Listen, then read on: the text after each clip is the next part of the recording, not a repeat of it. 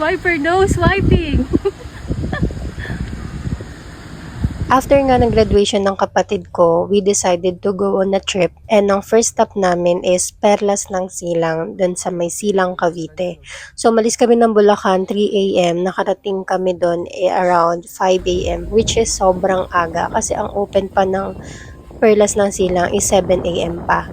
Challenging din yung daan kasi yung gate na akala namin na daanan, hindi pa pala. So yung katabi doon na makipot na daan, yun yung pinaka-way. Reminder lang din kung sasakyan ng dadali nyo papunta dito. Mag-ingat lang din kayo sa pag-drive lalo na sa pagsalubungan yung daan kasi two-way naman siya kaso masyadong makipot yung daanan so dapat bigayan talaga. Ganyo ganyo. Ito naman yung itsura niya sa labas. So, malawak yung parking.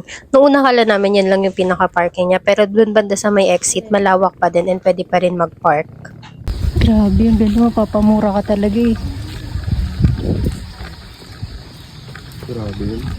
So, yung nakita niyong view, yes, dyan kinasal si Zainab at si Ray Parks. So, katabi lang siya mismo ng Perlas ng Silang. Actually, tanaw pa nga siya pag doon sa loob. Nagantay lang kami and then nag-open na rin yung park. So, ayan yung entrance fee. Screenshot nyo na lang. So, dahil 5 kami, 600 yung binayad namin and nag-register na lang kami ng isang name lang naman. And nagbigay na lang si ate ng instruction sa amin sa loob since maulan nga. Ng graba. Pero the other side po wala na po. Okay. Medyo malambot lang po yung lupa natin. Then baka may part din po na lumubog po. Okay, sige po. Kaputi po. Thank Thank you po. Hindi po sila ma'am. Then may coffee naman po tayo sa the park. Okay. Thank you po. Malapit tayo po yung pagbaba. Pagbaba niyo lang po makikita yung sa coffee. Okay. Everyone, Saan po let's tayo? start our tour here in Perlas ng Silang. So, pagpasok nga, ayan agad yung view. Tahimik, presko, at sobrang ganda ng vibe.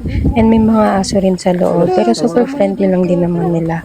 And itong aso nga na nasa video is sumunod talaga siya sa amin sa buong tour namin na dyan sa loob.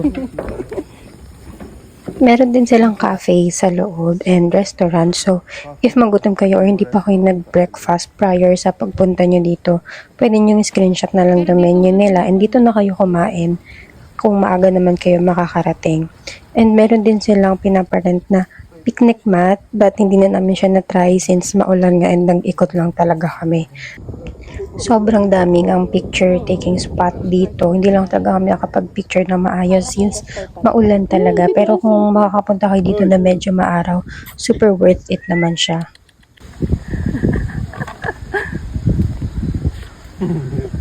Ang saya ng buhay nyo. Para siya si kahit yun kay Dora. Swiper, no swiping!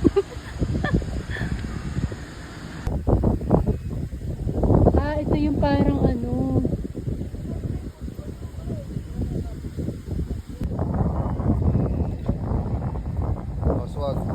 Hey!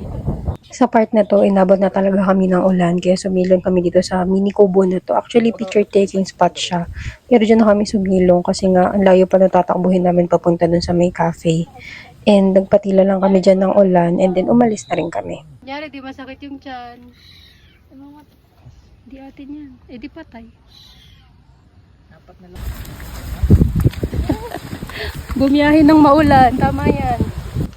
Ayun lang. So I suggest punta kayo dito na medyo maayos yung panahon. Thank you so much for watching.